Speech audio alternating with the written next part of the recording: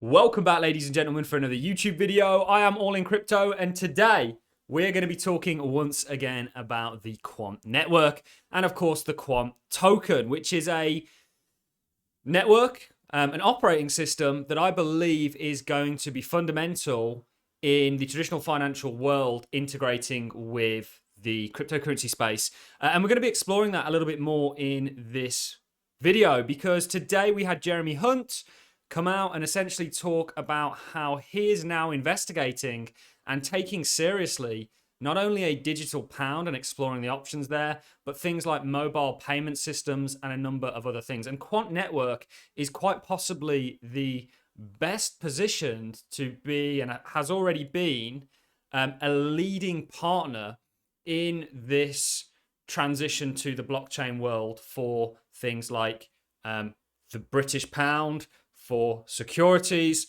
and a wide basket of other things. Now, the Quant Network is not a blockchain, so to speak. Well, it's not. It is an operating system, which is very interesting. I always love blockchains, or blockchain projects, I should say, that do things differently, and Quant is certainly that. It's designed to be the middleman between the existing traditional financial systems, the fiat systems, potentially the security systems, and a wide basket of other things, the tokenization of real world assets. It's essentially the middleman between the traditional world and the blockchain space. And through Quant, the traditional world can gain access in a safe, easy, API style manner to the entire blockchain world. We've covered Quant, and we're going to be re-releasing our video that got taken down, unfortunately, in regards to exactly what Quant is. We're going to do a deep dive on it, look at it from potentially an investment point of view.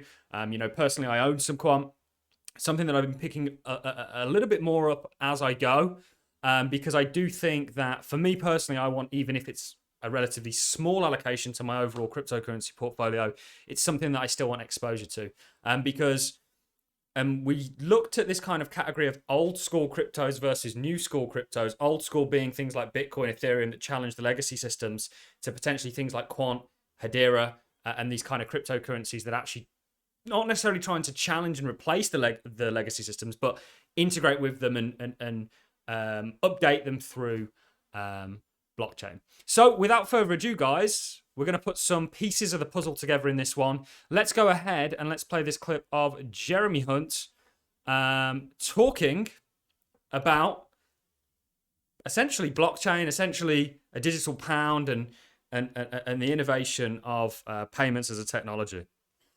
I want to make sure that we're at the forefront of payments technology. So I'm launching an independent review into the future of payments led by Joe Garner, to help deliver the next generation of world-class retail payments, including looking at mobile payments. We're laying new legislation to give regulators the powers they need to reform rules on innovative payments and fintech services, and together with the Bank of England, we're exploring potential designs for the digital pound, should we decide to introduce it. Very interesting. Together with the Bank of England. Well, we're going to look at the Bank of England and their partnership with Quant. Once again, we did mention Project Rosalind, which has actually been mentioned by the Bank of International Settlements as the kind of most complex CBDC project, really praising it, in an article that we can take a look at. First of all, I just want to talk about Gilbert Verdriem. He's an exceptionally impressive individual. And he is on the members' boards of directors for the Digital Pound Foundation, Fed Payment Improvement Communication at the Federal Reserve, the CMORG Cyber at the Bank of England, the Secure Payment Task Force at the Federal Reserve, the ISO founder, Blockchain ISO Standards, the chair of DLT1 and UK Standardization Delegation at ISO, the EU Observatory and Forum member, Blockchain Policy and Framework Condition Working Group, the chair at the NSW Government Security Council, and the co-chair of the Standardization and Interoperability at the International Association of Trusted Blockchain Applications. So he is in one of the best positions as a founder, and we've not even gone into his prior work experience. These are all voluntary experiences. He is in one of the best positions to be the very individual, and we saw him speak at an event where we saw the ECB members at. Was it ED? I've got it up here. It was the EDA day session, talking about CBDCs and the outlook for them in Europe. You had team lead at the European Central Bank there that he spoke alongside. You know, he is basically in the best position to be one of these facilitators of, again, the traditional financial world coming over to the blockchain space and utilizing and facilitating programmable money.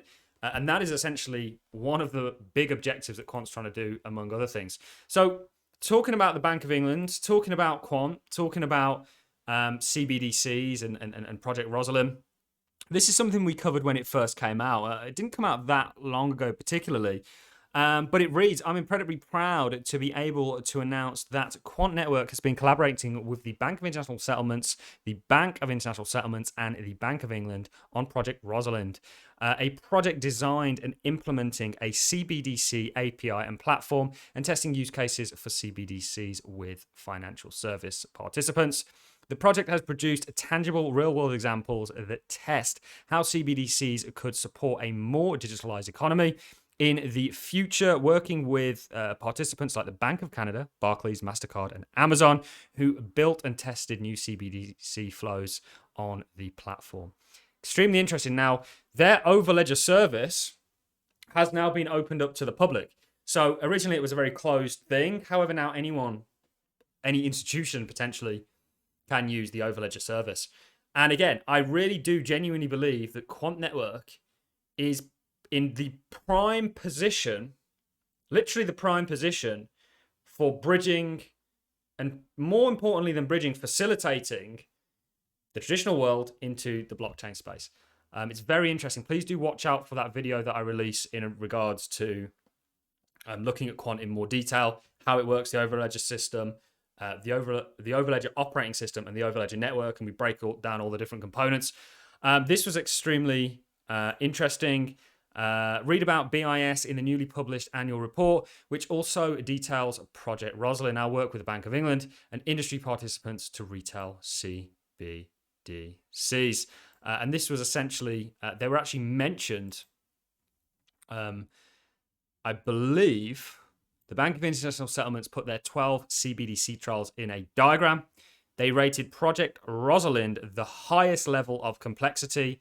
Quant is built different and makes the hardest forms of interoperability easy. Game-changing.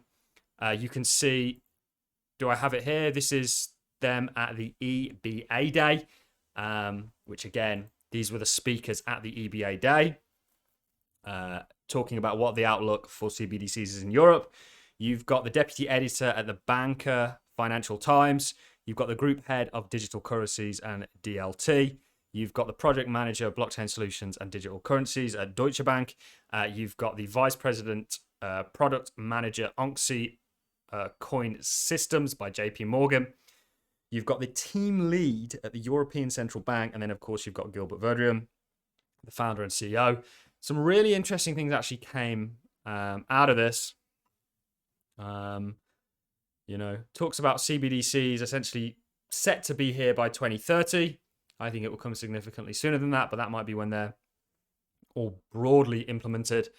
And then, of course, this was the kind of stand that they had where they're actually showing their API. So welcome to day 2 of the EBA Day.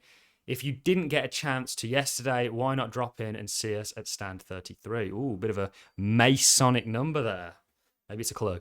I don't know. We're not one of those channels that go down those rabbit holes. So we're talking about our work on CBDCs and programmable money and demonstrating our Overledger platform, which makes blockchain simple, trusted, and future-proof. Again, one major component of blockchain is that it needs to be easy to use for world adoption, and it needs to be trustable. And again, Quant is in a very prime position to bridge the traditional financial world into the blockchain space. I think they're doing a great job. We're already seeing their succession. This video was really prompted by, of course, the comments from Jeremy Hunt, which I believe is it the financial secretary or the Not 100% sure, guys. I've given up all hope in politics in the UK. So global cryptocurrency charts, total market cap of crypto. This was an interesting article, and this is a bit of an abstract to what we've been talking about previously, but the entire world's going to be tokenized. There's probably $600 trillion of value in terms of bonds, securities, derivatives. I think alone could be 600 trillion. This is all going to go onto a blockchain. And the reason being is because it's simply more efficient. In today's FT, Bob Wigley of the UKF Tweets wrote a powerful op-ed about the UK should take the lead on securities tokenization. It's well worth a read. Gilbert goes on to comment the crypto market by the end of 22 was less than 0.5% of financial markets. In 2022, the total regulated capital markets of debts and equities was $233 trillion. Crypto was a $798 billion market cap. The tokenization of regulated markets is $24 trillion by 2027, according to the HSBC. Crypto, potentially quant, and some of the cryptos that actually facilitate the tokenization, we've looked at a number of them, XDC, and a number of others that are specific for that exact role, are going to capture a large share of that market cap. You know, it's absolutely my belief that crypto is going into a multiple tens of trillions of dollars market cap. You know, it's not even been allowed to become an asset class yet. We will see that. I think quant is actually going to play, again, a significant role with traditional finance into the digital world. They are the operating system, the interface that will essentially allow that to take place. That's really the way I see them. And there'll be others, of course, but quant is one of the furthest ahead and probably the most well-positioned to do that and be that, certainly with their Project Rosalind and the work they're doing with the Bank of England, which we can see there's a lot of interest in across the board. On that note, I'm going to love and leave you. If you've enjoyed the content, like is appreciated. So as a comment, let me know if you like Quant, the project, what you think about it. Are you against it because it's facilitating CBDCs? CBDCs are coming regardless. I'd rather profit off of them, even if I'm not inherently in favor of the security or the surveillance, I should say, and the constraints and control that CBDCs may bring to the masses. However, as an investor, as a trader, I'm here to make money, and actually I see value and a value proposition with the Quant network and, of course, the Quant token, which fees need to be paid in, and Quant make it very easy for people to do that. Even with fiat, they've got a very simple convert mechanism with their API. On that note, I'm going to love and leave you. See you in the next YouTube video, guys. Thanks for watching. Catch you in the next one.